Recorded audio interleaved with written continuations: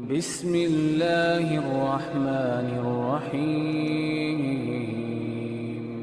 عمار ابن یاسر رضی اللہ تعالی عنہ سے روایت ہے، ان الرجل لینصرف من صلاته وما كتب له الا عشر صلاته تسعها ثمنها سبعها سدسها خمسها ربعها ثلثها نصفها۔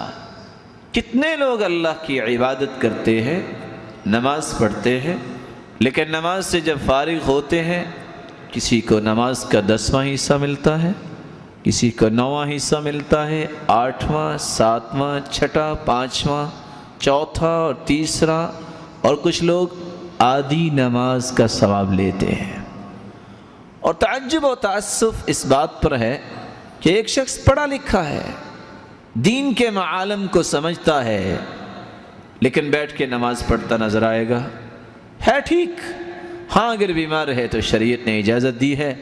عمران ابن حسین رضی اللہ تعالی عنہ کی مسلم کی روایت موجود ہے، صلی قائما، نماز کھڑے ہو کے پڑھو، فإن لم تستطع فقاعدا، اگر کھڑے ہو کے نماز نہیں پڑھ سکتے بیٹھ کے پڑھو، فإن لم تستطع فعلى جنب، اگر بیٹھ کے بھی نماز نہیں پڑھ سکتے تو تم کروٹ کے بل ہو کے نماز پڑھ لو۔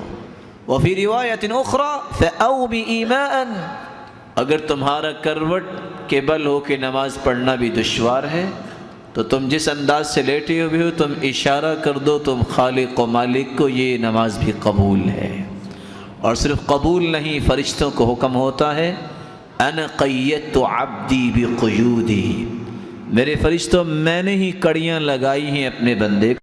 اس کی عبادت، اب سفر پہ نکلا ہے، خشوع تو نہیں اختیار کر سکتا، اب بیمار ہے، اضطراب قلب ہے، تو یہ نماز کے اندر وہ کیفیت تو پیدا نہیں کر سکتا۔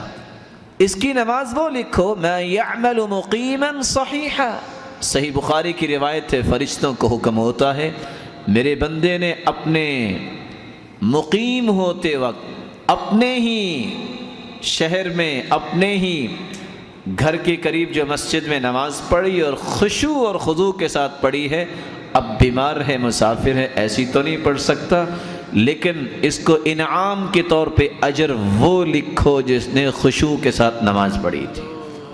لیکن اگر ایک تندرست ہے اور بیٹھ کے نماز پڑھتا ہے، اللہ کے رسول صلی اللہ علیہ وسلم نے فرمایا، صلاۃ الرجل قاعدا، بیٹھ کر نماز پڑھنے والے کو جو کھڑا ہو کے نماز پڑھتا ہے اس سے آدھا اجر ملتا ہے۔ سوچئے، ایک مسلمان کے اندر احسان کی ایک کیفیت آ چکی ہے، کتنے لوگوں کو آپ دیکھیں گے بیٹھے اور نماز پڑھ رہے ہیں، بھائی یہ کیا کر رہے ہیں؟